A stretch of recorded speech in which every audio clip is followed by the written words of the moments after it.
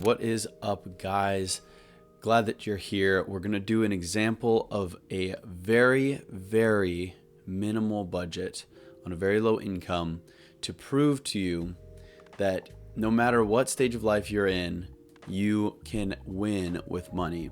It just takes a lot of perseverance, sacrifice, and intentionality. So let's get into this. What we're going to do is we're going to make a budget assuming that the monthly income for this person is $2,500 a month. Now, I haven't done this already, but we're going to try and make this happen.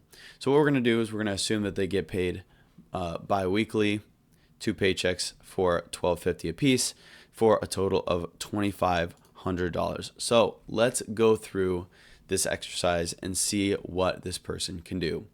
So in their situation, if we're going with a 10% tithe to their local church, we're looking at $250. If they don't have an emergency fund, then that is going to be our first target for this person, because that is the first wall of defense against the unpredictability of life. So moving down to housing, for a person making $2,500 a month, the recommended amount of money that you should be spending on housing is 25 to 30% of your income. And I'm going to take that $2,500 and I'm going to multiply it. Let's say we'll multiply it by 0.25 to get $625 for the mortgage and rent. Now, this is a very, very low rent. And so this might come with drawbacks, come with certain uncertainties and dangers and stuff like that. But for the sake of argument, we're going to say they found a decent place for $625. Maybe they're renting out of their parents' basement or a friend's, spare room or something like that. This person would have to get somewhat creative in their living situation. Water, we're going to say, not $100. Say $50. Gas, we'll say $50. Electricity, we'll say $100. Cable is not a necessity, especially for a person at this income level. Trash, we're going to assume that trash is, we'll incorporate it for the time being. We'll say $15 for trash. Wi-Fi, if you could find a very, very basic Wi-Fi plan, maybe you could find it for, we'll put it on the high end at $40. Maybe there are plans out there that could be a little bit lighter. Transportation, as far as gas is concerned, really probably are looking at $200. Maybe they can find a job that's very close to them so that they don't have to drive that far on a monthly basis. That could help reduce these gas costs. Groceries, let's say that on a monthly basis they're spending, if you were really lean, if for one person, I got by in college on $300 a month. But we'll say $350 a month, which is still very lean but doable. Restaurants, probably not the priority for this person in particular. Clothing budget, we'll say, we'll give them $20 a month. Maybe they can get an extra article of clothing, but that $20 would go so far in a thrift store, which is where someone with a lower level of income could really find some benefit. Phone plan, we'll say a very basic phone plan like a Mint Mobile could be like $15 a month. Fund money, we're going to leave that for the time being because we are getting to a point of security and safety. We're not here to have fun just yet. Hair and cosmetics, let's say $15. If this is a guy, then this would totally do it. Maybe if it's a girl, maybe we'll say $25 and say, meet in the middle a little bit.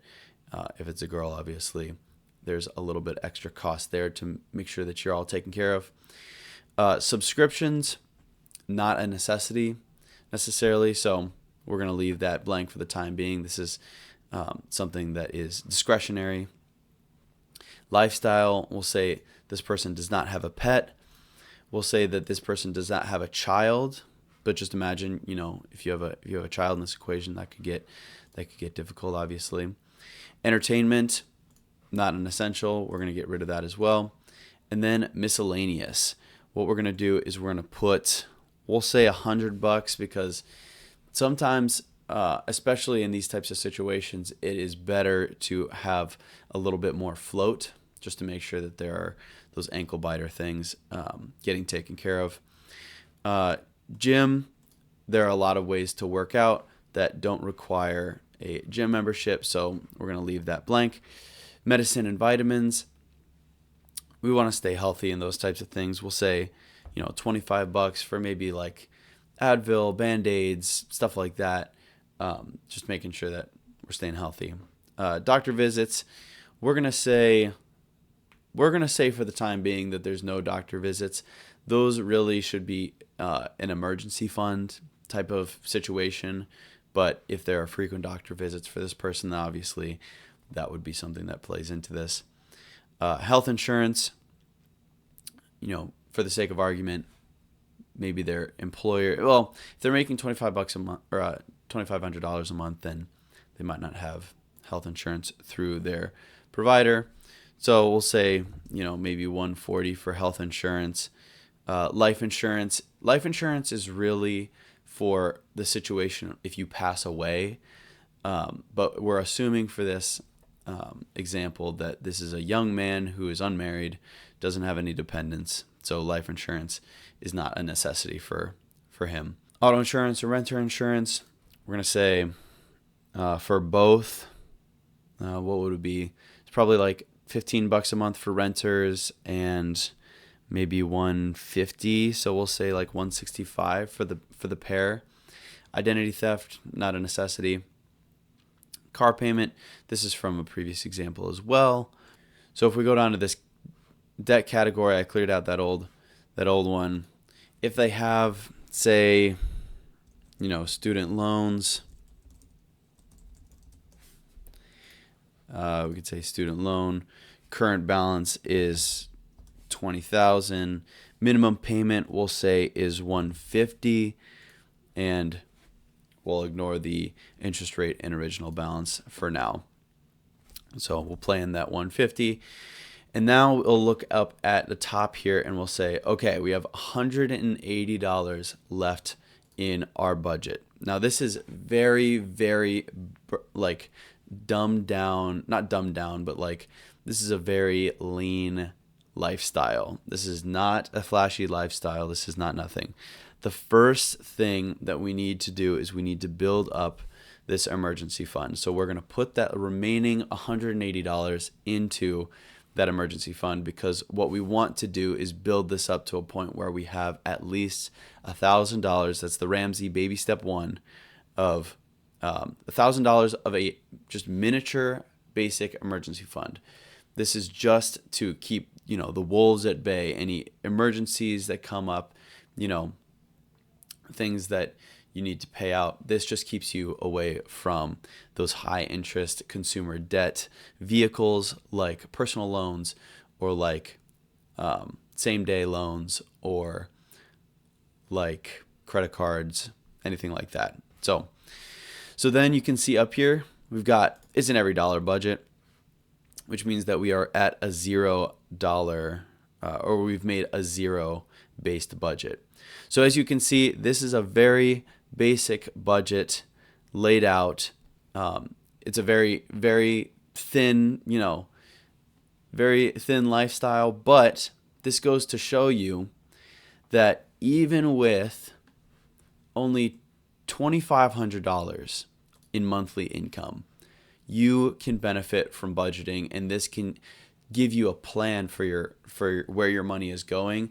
And ultimately, this is what we like to see, that there's a little bit of margin at the end of the month to where you can save and hopefully protect yourself from future problems. You can start to invest and focus on, bumping up this income and getting to your big, beautiful tomorrow, as the money guys would say. So hopefully that was helpful for you guys. Just so you know that wherever you are in your financial situation, you can win by budgeting and planning in a very simple and basic way. The tool that I used is the EveryDollar app through the Ramsey Solutions Network. Highly recommend it to all the people that I talk to. So I'll leave a link in the description for where to find this and where you can get signed up today so that you can start winning with money. All right, guys. Thank you so much for watching, and I'll catch you in the next one.